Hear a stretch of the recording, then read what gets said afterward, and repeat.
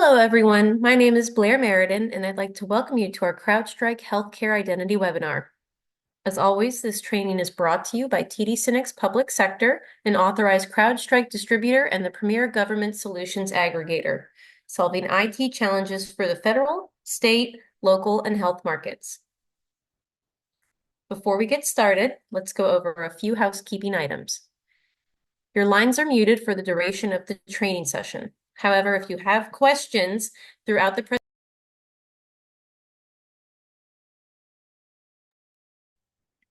Blair, we lost you. this session will be recorded and can be accessed later via the same area where you registered for the training. Also, be on the lookout for a quick survey before we conclude. We would really appreciate your feedback so we can make adjustments for future training sessions. If you have any technical questions, please message me directly in the chat.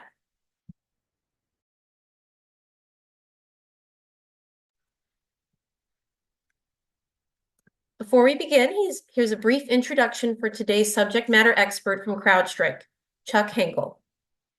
Chuck has been at CrowdStrike since 2020 and has over 15 years of experience in cybersecurity with a focus on endpoint, identity, vulnerability management, database security, and analytics. So without further ado, take it away, Chuck. Yes, thank you so much, and thank you everybody for joining this webinar today. So we are going to talk today about healthcare specific cyber information, and we're going to talk about cyber attacks, modern cyber attacks, and how they relate to identity. So at CrowdStrike, our mission has not changed in the entire time that we've been a company. We stop breaches, and we stop breaches for our customers, and that's our maniacal focus here at CrowdStrike. So as we start to talk about this particular topic, which is one of very much of interest to me personally, it's important to really level set and understand what we're talking about and what do we really mean by modern attacks and how they relate to healthcare. So understanding the adversary is where this all begins. And CrowdStrike has a very robust and very mature threat intelligence program. We track hundreds of adversaries, which we'll talk about. But understanding the adversary is very important because if you use something like a football analogy, I want to understand not only how I'm going to attack my opponent, but I want to understand how my opponent is going to try and attack me. And it's the same thing for cybersecurity. We want to understand which threat actors focus on the healthcare sector. What are their tactics? What are their techniques? And understanding this, in essence will allow us to understand the problem and then be able to defend it better. So as I mentioned, at CrowdStrike, we track hundreds of adversaries. Specifically, we track just under 250 adversaries. And these adversaries are really organized in different ways. So anytime you see something with CrowdStrike nomenclature called a spider, think about a ransomware actor or an e-crime organization. Anything that is related to a nation state actor is going to line up in a way that relates to them. So for China, the actors associated with China are going to be pandas. With Russia, it's going to be bear. And that's how we organize the threat actors. And these are the threat actors that we study and that we try to understand how they're attacking our customers.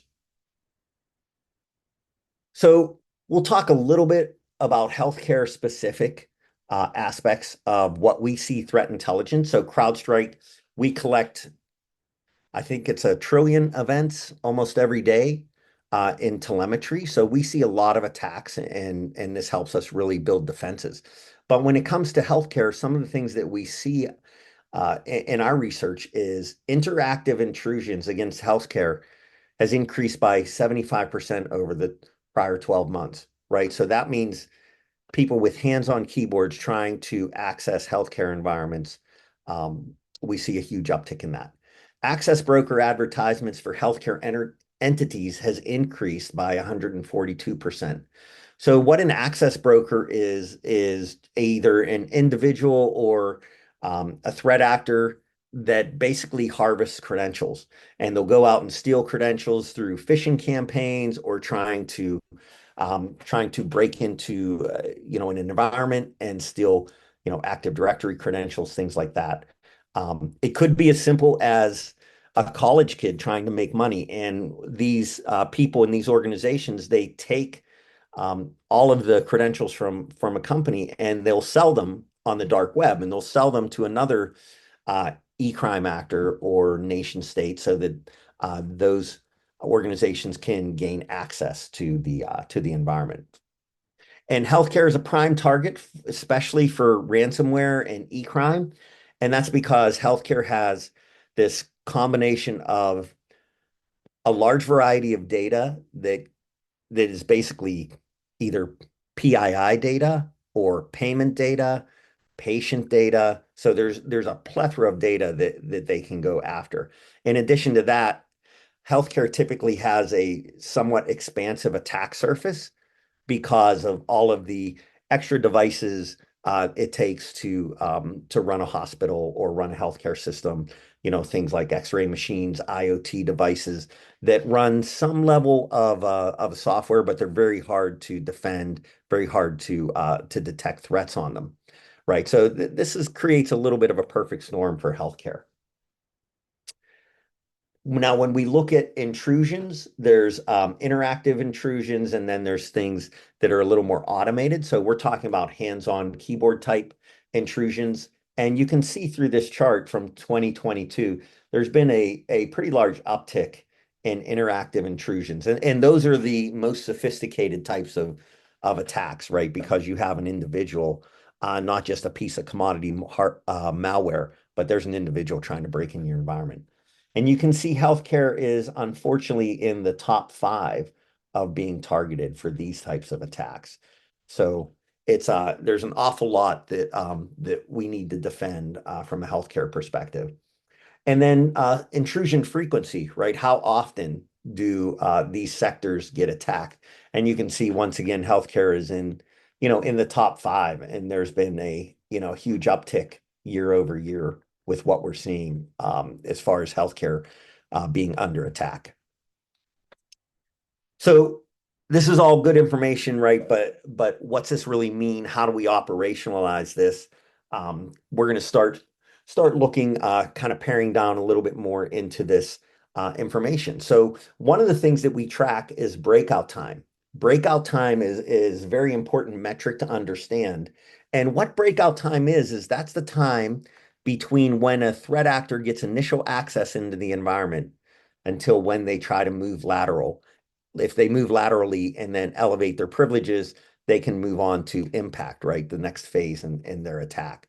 So that average time is 62 minutes. And what that means is that defenders in the organization have about 1 hour and 2 minutes to receive an alert, triage that alert, make a determination, and then take action, right? And that's not a whole lot of time to really react, right? Especially with the pace at which business moves, and most organizations, you have many tasks, and you're under resourced. So that's really a tough spot to be in. So defenders must act very quickly, and adversaries, they're going to use valid accounts and tools to move laterally. And it makes it really hard to detect whether or not this is an actor. So as an example, if Chuck logs in and I'm going about my day, it's really hard to see if that's really Chuck or if it's somebody abusing my credentials, or somebody who has stolen my credentials, right? And that's what really starts to frame in the challenge that this problem is. In addition to that, so what we're seeing is malware-free access for initial access has really been on the rise. So again, another reason why it's very important to understand threat intelligence and how it relates to our organizations, right? Because in 2019, about 60% of the time, adversaries were using some type of malware to gain initial access. Well, that's almost flipped. In 2023, only 1 in 4. So if you think about all of your signatures and all of the malware protection, that's not even working for you in cases like this because adversaries are moving away from malware to get initial access. So the problem is, right, it's very hard to detect identity-based attacks. Hopefully through the first 10 minutes or so, um, that has come to light a little bit here. So we have these emerging vectors. So detections are malware free, and it's really about activity involving identity techniques, right? So identity has become a huge part of the attack surface, and we'll talk more about that in a minute. The other challenge that we have, and this is especially prevalent in healthcare, is that attacks start from unmanaged hosts like contractor laptops. If you go back to some of the biggest breaches in recent history, some of them, a lot of them are supply chain style attacks, right? There was a contractor or there was a machine that wasn't really even um, part of that organization, but it was compromised, right? So this is a huge problem. And in healthcare, we have a lot of this, right? There's a lot of vendors that we work with because they're specialized equipment that specialized applications, for things like X-rays and medical procedures. So it really exasperates the problem. The other challenge is cloud. So cloud is being adopted more and more, and the adversaries are watching that, and they understand that we are all learning about the cloud and leveraging it. So they are very cloud conscious, and they're leveraging the cloud and the challenges that we have to defend the cloud to exploit it and gain access that way. And an increase in Kuber roasting attack. Kuber roasting is a style of identity attack, and we're seeing just a huge uptick in that. It's actually an older attack. It's not something that's new, but it's something that adversaries are using more and more because of this shift that we're seeing towards identity. And then in addition to this, Active Directory, it's a massive attack surface. Active Directory's been around for decades, and it just simply wasn't built to do what we ask it to do today, right? So it's an architecture that just is a little bit older, right? And almost everybody still uses Active Directory or some version of that where you have um, accounts in the cloud and on premises, right? So the other thing that happens with Active Directory, it's very challenging to manage. So the hygiene in Active Directory becomes worse over time, right? So you have the situation where, maybe users have privileges that they shouldn't, or they're using weak passwords or compromised passwords. And all of those things, just lead to risk within the organization. So as I look at this and talk about threat actors, threat actors back in the day would start from initial access, right? And they would have to, this is a classic cyber kill chain example. And the adversary would start at initial access and work their way, through each step of the kill chain here. Now, the problem with this is for the adversary is each step they take, they create a little bit of noise because they're generating activity and they risk the chance of being detected. And then obviously if they're detected, then it's going to restart their efforts or kind of ruin their efforts. But with identity, they're able to circumvent these first few steps and start at lateral movement. Again, this is where, if somebody steals my credentials, they're going to log in and they're going to start probing and trying to find out where privileges are and hopefully move from machine to machine and then move to, the crown jewels of the organization. And then we move to impact. So that's why it's so important. So if we want to defend this attack surface, then we have to fracture the kill chain. And if we want to fracture the kill chain, we have to be able to detect and prevent identity-based threats. So identity is the heart of most attacks. We've talked about that in a few different instances here. And just if we look at this breakout, initial access, how do adversaries gain access to our environment? 50% of the time, it's from credentials from the dark web. Remember, I was talking about access brokers and how they sell credentials online. That's a huge way for threat actors to gain access. And then phishing attempts. So phishing has become quite sophisticated. Adversaries are leveraging artificial intelligence. So it's no longer the prince from Nigeria who wants to borrow your bank account and deposit money. Now it's very sophisticated, very targeting phishing attacks generated by artificial intelligence. So it's hard to spot things like language errors and whatnot. And then we have vulnerabilities and other tactics to get access, right? And then with lateral movement, once they get in, there's a term called living off the land, and that means that adversaries aren't using malware; they're just using valid tools in the organization. Again, makes it very difficult to detect them, right? Because if I'm RDPing into a machine, that's something that administrators do multiple times a day. That's not necessarily bad behavior. So we have to figure out how we can, identify this. So this is where CrowdStrike really put together our solutions to try to help customers, right? And this is what we try to do is give defenders the tools and the visibility to protect themselves. So Falcon Identity Protection is one of the modules within the Falcon platform. And with identity protection, we help customers get complete visibility into their environment, help them baseline user behavior. We'll talk a little bit more about that. We offer real-time protection. So our identity solution, it doesn't look at logs. We look at real live authentication traffic. So that allows us to have a prevention capability. And then we can also do risk-based response. So if you have an MFA solution, which I hope everybody does, we can integrate with that MFA solution and provide conditional access. And what I mean by that is, let's as an example, you can set up a policy to say, hey, if somebody wants to RDP into this machine, we want to multi-factor and force them to prove that they are who they say they are, right? So you can just do something as simple as that, and that's going to be a great deterrent in most cases. So let's talk about the importance of visibility.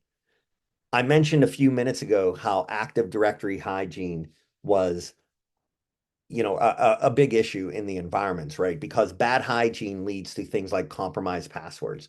So what we're able to do is once you install our sensor on an Active Directory controller, right, domain controller, we're going to scrape Active Directory and we're going to map what we see to risks and incidents within the environment.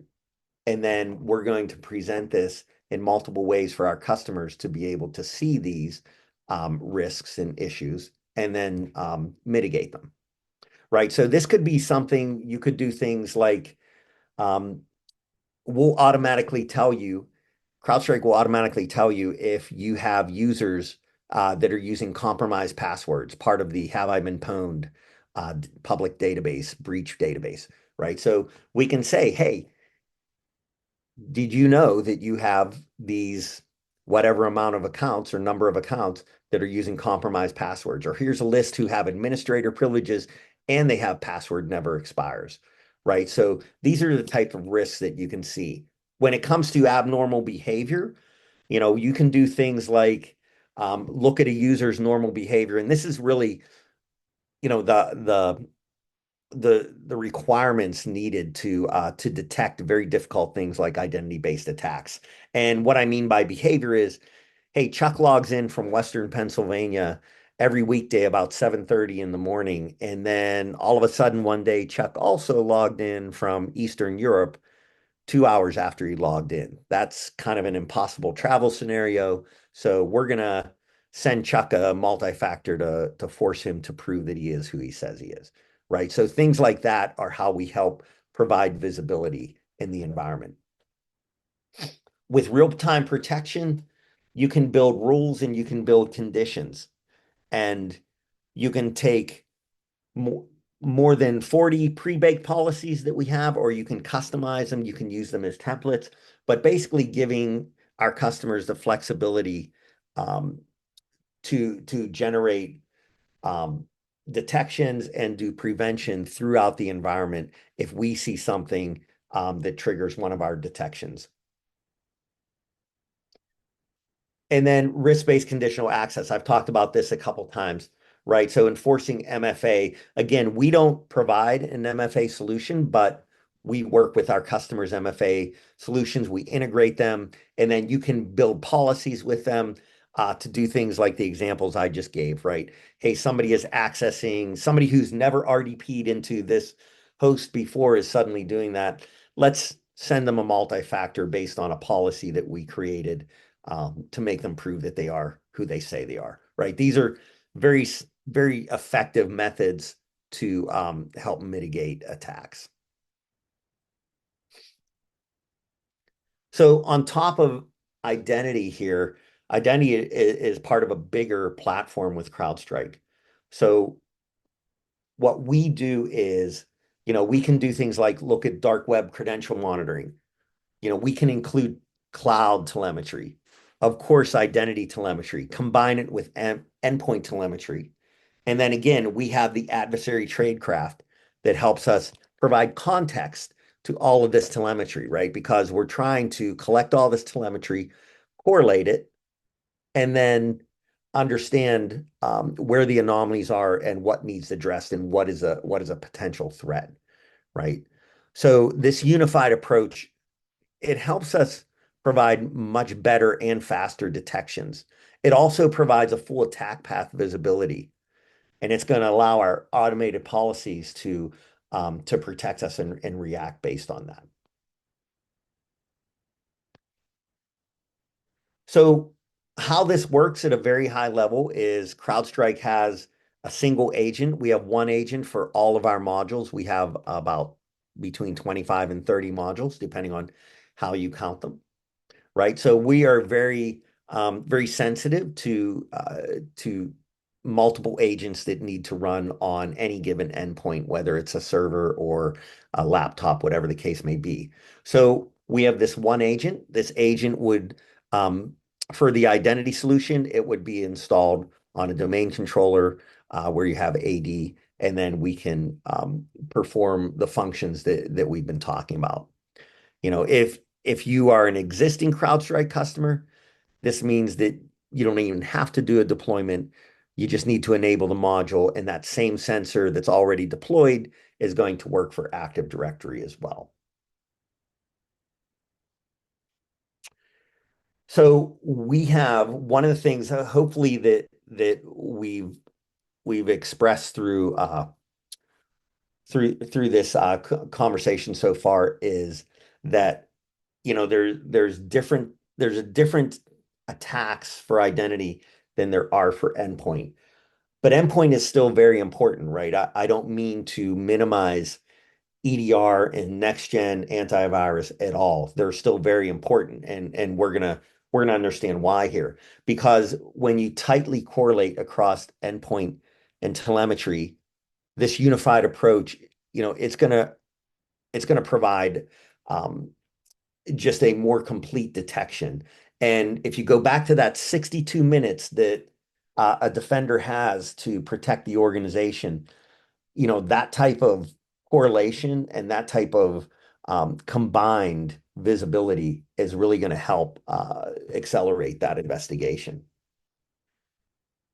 And kind of to drive this point home, what you see here is, different aspects or different techniques. This is more MITRE style, if you will. But when I look at this, these white check marks, these are things that we have visibility and can look at from an endpoint. I always say endpoint does host and process type information, right? So we can look at these types of tactics here. And then if you combine it with identity, what you really do is um, really expand on your visibility to all aspects and all techniques. And that's why, you know, when you have this unified approach and it's overlaying with the MITRE tactics that you see, you know, CrowdStrike really provides a complete protection that when you combine these two solutions. And it's also very important that we to mention that we do offer this as a service. So our customers, some of them, you know, they have the resources to be able to deploy this and administer it on their own. Some customers ask us to do it, and we have a team that can do that as well. So you know, here we at CrowdStrike, you know, we try to provide the art of possible. However, our customers want to partner with us, whether it's us managing the organization, or I mean the environment with identity and endpoint, or providing just the tools or some combination thereof. So, in summary, you know, I'm coming to the end of this talk track here. So, in summary, what I think is important to mention is hopefully everybody was able to see that understanding the adversary is very important in any aspect of cyber, right? Because we want to understand how the adversary is going to try to attack us. And in healthcare, that's very different than maybe a technology or a financial organization. So there's a lot of value in understanding that threat intelligence. The other thing to understand is where and how attacks are taking place in the environments, right? We're moving away from commodity-based malware and we're moving more towards these malware-free attacks, leveraging things like stolen credentials from phishing campaigns or from access brokers out on the dark web. And then the ways to protect yourself. If there's three things about our solution that I would love for everybody to take away today, number one, this solution provides visibility into your AD environment, and that's important because you want to clean your Active Directory hygiene. The more clean your hygiene is, the less opportunity there is for adversaries. Number two, the fact that we can prevent attacks in real time. We look at live authentication traffic, and we can stop attacks as they're happening. And then number three, the ability to provide friction. And what I mean by friction is multi-factor. So we can add multi-factor basically in almost any type of scenario to help protect our assets and help make sure that users are who they say they are within when they're trying to access resources.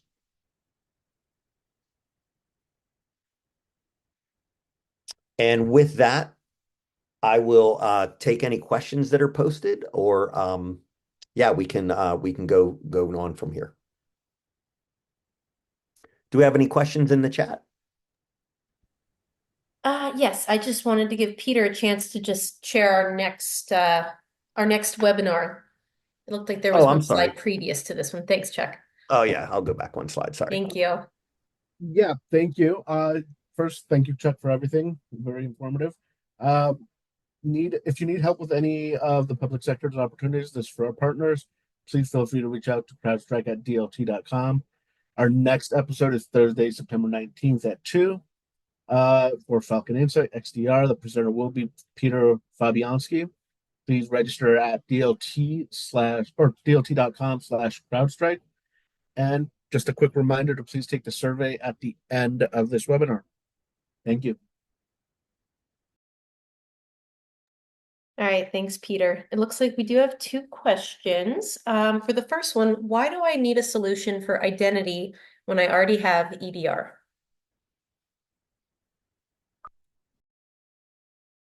Sorry, I was talking on mute. That's a that's a common question that we get, right? Because they look at different things, basically.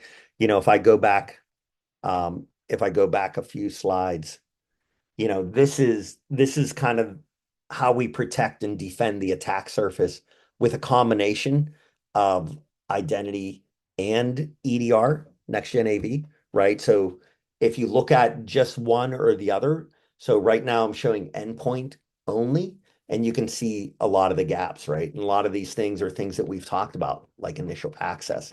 So these are blind spots without identity. So when we include identity, that absolutely expands our visibility. And I don't have a slide for it, but if you remove the endpoint side of it, right, and just go with identity, then you're missing things like, execution and discovery, collection, command and control, right? So it really is important, especially with the way threats are in today's world, to have both, and that's going to give you a very complete coverage. Great. For the next question, does this solution stop or prevent identity attacks, or is it more detection? Yeah, so it's definitely a prevention aspect, which is somewhat unique. I don't know of too many companies that can also do prevention, right? But it's something that we do. Yeah, and just make sure that you walk away from this knowing that we look at real-time traffic, right? So we're not looking at logs, and that allows us to actually pause the authentication and validate it, and then we can react in real time from there. So you can do just detection, but most of our customers, they leverage this for both detection and prevention capabilities.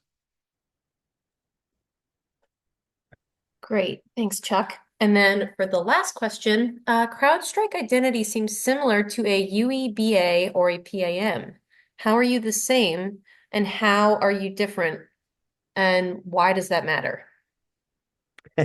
Yeah, that's a good question. So we do some things that a PAM or a UEBA does, right? So we have aspects about that, but if you think about what a PAM does, a PAM has a lot more administration side to it, right? Where you're administrating privileged accounts and you're working with accounts from provisioning, where we are very specifically focused on threat detection and prevention, applying friction and MFA and giving visibility. So you're going to see, especially with a PAM, you're going to see some overlap, right? But we actually work very well with a PAM. The other thing that I will say is sometimes projects to implement a privileged access management system, a PAM, they can be daunting and take years, right? So this is a very quick solution to implement. In fact, I think I mentioned if you're already a CrowdStrike customer, you don't even have to deploy the sensors. If you're not, it's a matter of deployment and configuring the solution when it's installed. So it's very much an accelerated deployment, unlike a PAM.